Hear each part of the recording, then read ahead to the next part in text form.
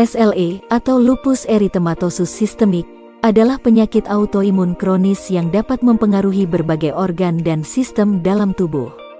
Patogenesis SLE melibatkan interaksi kompleks antara faktor genetik dan lingkungan yang menyebabkan gangguan pada sistem kekebalan tubuh. Hal yang kentara terjadi pada lupus adalah hilangnya toleransi sistem imunitas terhadap tubuh diri sendiri atau self-antigen.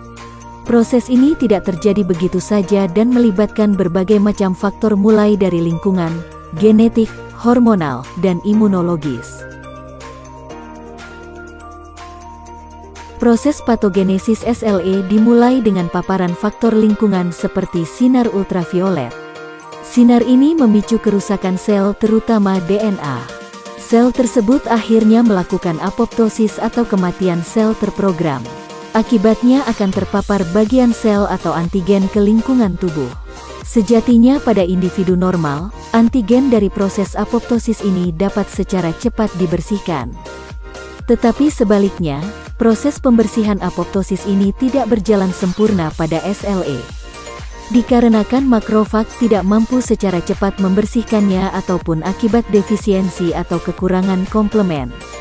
Akibatnya, antigen sel tubuh bertahan lebih lama. Hal ini bisa dikenali oleh APC seperti sel dendritik. Sel dendritik kemudian memproses antigen menjadi teraktivasi untuk membawa antigen tersebut ke kelenjar getah bening regional. Meningkatnya sisa produk apoptosis ini juga dapat memicu makrofag mengeluarkan sitokin berupa IF-alfa. IF-alfa ini dapat mempercepat proses maturasi sel dendritik sehingga pengenalan antigen dari apoptosis berlangsung lebih cepat. Ketika sel APC masuk ke kelenjar getah bening, maka sel APC akan bereaksi dengan sel limfosit T helper atau CD4. Proses ini akan membuat sel T helper menjadi matur dan aktif. Sel T helper akan mengaktifasi sel B dengan bantuan CD40 dan IL-21. Sel B kemudian akan aktif berproliferasi menjadi sel B memori atau menjadi sel plasma. Sel plasma ini yang kemudian akan memproduksi autoantibodi. Autoantibodi yang diproduksi oleh sel plasma akan beredar dalam darah dan mulai menyerang antigen tubuh penderita. Autoantibodi ini akan membentuk kompleks antigen antibodi yang mengaktifasi sistem inflamasi sehingga akan menyebabkan kerusakan organ yang ditargetkannya. Kerusakan organ dan sel yang terjadi karena dilepaskannya antigen ke dalam darah.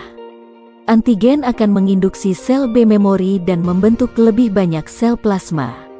Sel plasma ini kemudian akan memproduksi lebih banyak lagi autoantibodi sehingga reaksi peradangan dan gejala SLE semakin berat.